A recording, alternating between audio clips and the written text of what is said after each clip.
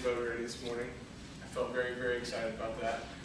But so that they're getting involved at another level with their peers, with their families, with everyone they work with at their universities, and that they create a network, a large network of young people who will give back in a better way. So hopefully this group that we're creating, I don't want to tell you the name yet, because we don't want to launch it big time, is going to help create us a national leadership network of young people who are going to be able to get involved and give back in several different capacities. So, Joe has been an amazing advocate for getting people involved and realizing that too much government is not good government. So, I'm really excited to introduce Mr. Joe Wurzelbacher, Joe the Plumber.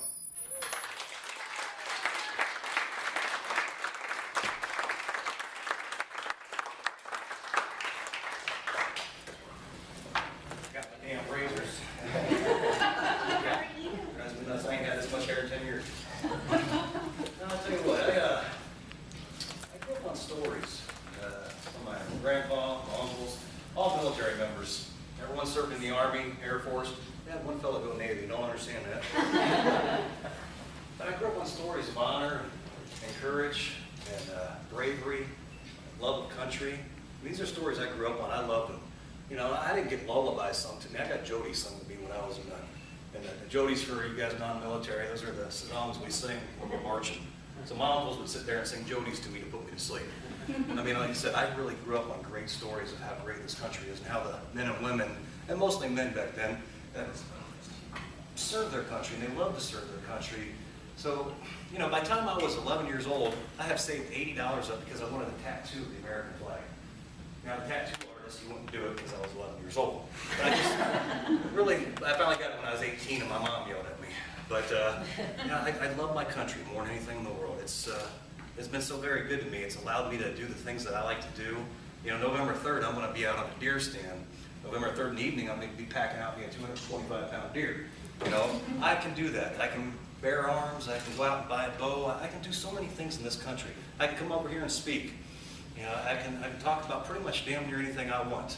And if I don't care what the media thinks, I can say anything I want. And since I don't care what the media thinks, I say anything I want. You know, the reason why I do that is because, you know, I know I'm good with God. I know my mom and dad love me. I know my son respects me. And I know my friends like me. As far as I'm concerned, the rest of the world will go to hell if they don't like what I got to say. And that's how I think. I'm not politically castrated. That's that term you guys use in the campus here, political correctness. I've turned it around. It's called politically castrated. It makes you afraid to speak your minds. And you can't be afraid to speak your mind. It's important to speak your mind. It's one of your God-given rights. It's one of your rights that me, serving in the military, my grandparents, uncles, and everybody else in the military has provided you that opportunity to speak your mind. Stop letting the media, stop letting people that you don't know scare you from speaking your mind. You know, honestly to God, I think it's absurd that I'm standing here before you right now, somewhat famous, notorious, whatever you want to use that word, for asking a question, for exercising my American responsibility. And yes, there are responsibilities that go along with being an American. For exercising my American responsibility, asking a question. I was giving Barack Obama a job interview. That's what I was doing. The guy wants to be my president. Why is he going to be my president? What's he going to do? How's he going to do it? And do I agree with it? So I asked that question as a small businessman wanting to purchase a company that I would be making payments on for a very damn long time, I might add. I didn't have that kind of capital to buy it outright, but I was going to be making payments for years. But you know, unfortunately, through overhead and everything else, I was going to have a net profit and so on and so forth, and we won't get into that.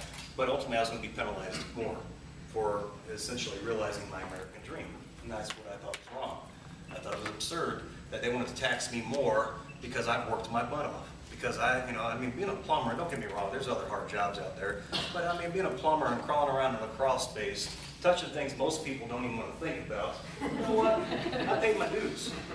You know, I was ready to start by this company so I can pay some other moron to run around in the crawl space. You know, but anyways, that being said, that's why I asked. Now, ever since I was in 3rd grade, my dad, my mom had me reading the newspaper.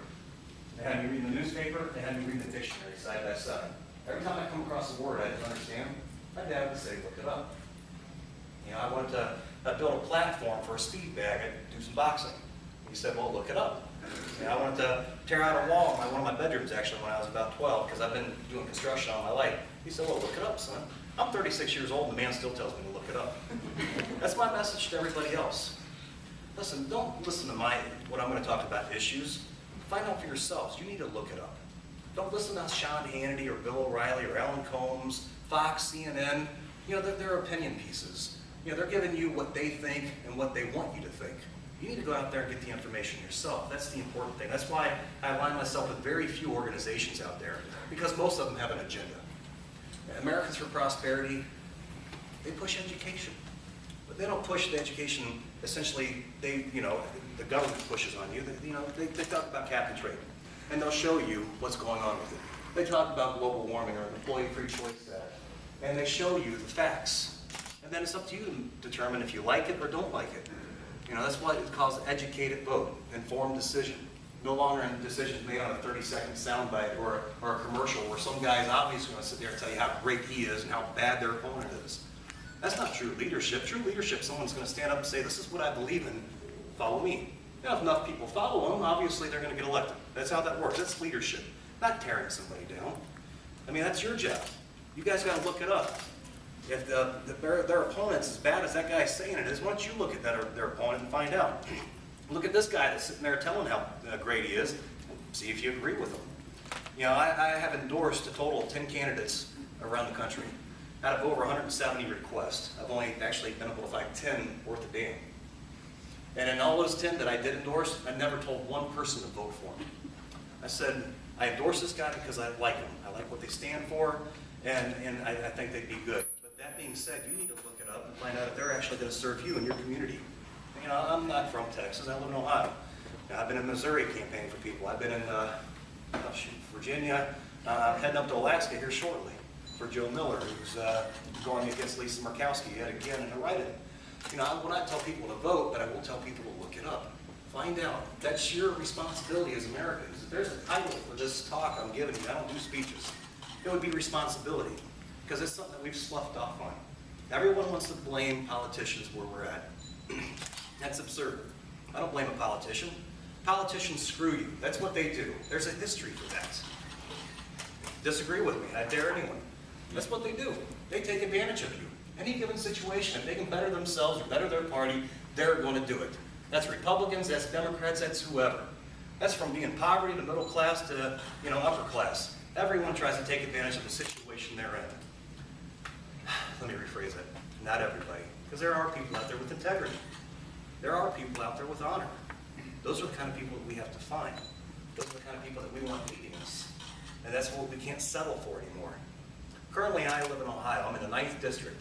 Marcy Kaptur is my congresswoman. She's been there for 28 years. I do not like her. I don't. I really don't. Rich Iott, strong Republican. I should be behind him. I'm not. I'm tired of voting for the lesser two evils. There's a libertarian actually running that I really like. I'm going to vote. Am I throwing my vote away? Possibly. I'm not going to get behind the lesser two evils no more. That's what we had this last election, I believe. McCain and Obama. Really, there was nothing there. But I didn't throw my vote away, or if you will, I did. I voted for McCain. But I'm tired. I want best. I want better. I deserve better. We deserve better. We deserve true leadership. We deserve people with integrity, with honor. People that will take this country seriously and love it for all that it's worth. That's what we need to do. Right now, essentially, I feel that we, in this room and everyone else, have made a mockery out of our founding fathers. We've made a mockery out of our military members that have made the ultimate sacrifice. It disgusts me, absolutely disgusts me that these people will ride the coattails of great men. They'll ride the coattails of our military members. I hate it with passion, because those kind of people don't deserve to live in my country, which is America, which I'm very proud of being American. I will never apologize for being an American. A lot of people sit there and talk about a lot of things. The French and what would have happened if we wouldn't have come to their aid. But they hate us. We bailed their butts out, but they hate us. Same thing with Japan, China. All these different countries that we've helped out over the last 60, 70, 80 years, we don't have a damn thing to apologize about. And I'm tired of having our leadership talk about how we should apologize and how we owe it to them. Quite frankly, I think we need a bigger stick, not a smaller one. We need more of a deterrence. I'm tired of being treated like a criminal in airports. That's one of the damn reasons I drive truck. I drive truck just about everywhere. This last year and a half, I put over 70,000 miles in my truck. I got a Dodge 4x4 pickup truck. And I do it for a couple of reasons. One, I like to smoke and listen to Charlie Daniels. Two, I love leaving a carbon footprint everywhere I go because I'm so sick and tired of the federal government shoving cream down my throat. It's not their job to subsidize other industries off of my back, off my tax dollars. It's not their job, and actually it's hurting us. It's killing the economy, it's killing small business, it's killing entrepreneurship, it's killing the American spirit. The things I'm talking about are just common practical sense. It has nothing to do with being a Republican or a Democrat. I live in a Democrat town. All my buddies are union guys. I don't hate them.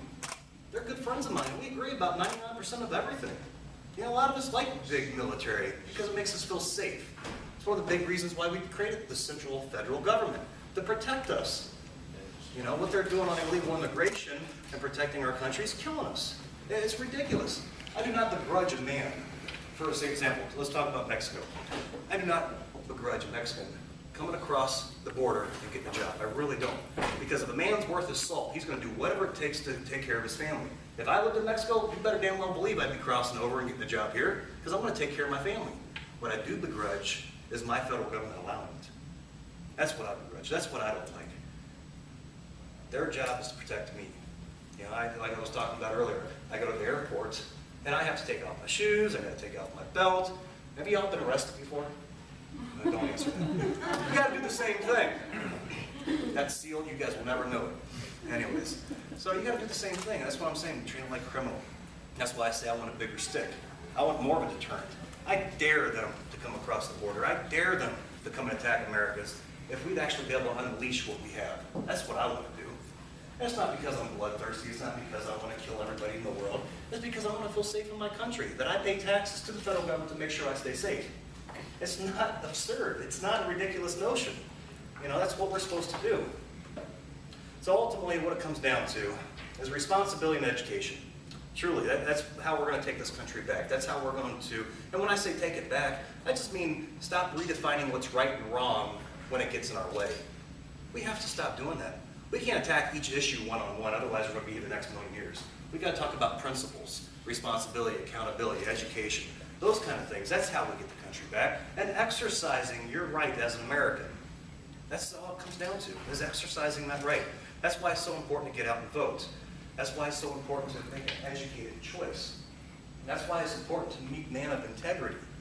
You know, I'm with Americans for Prosperity right now, and I'm not endorsing anybody in this particular way. But I tell you what, there's a great American in this room that I love to death, and his name's Clayton Driver. Americans, we need men of integrity, honor, courage, people that are actually going to listen to what you, each and every one of you have to say, and then represent you. That's what we need. We don't need more Republicans. We don't need more Democrats. We need more Americans. Thank you very much for coming out today.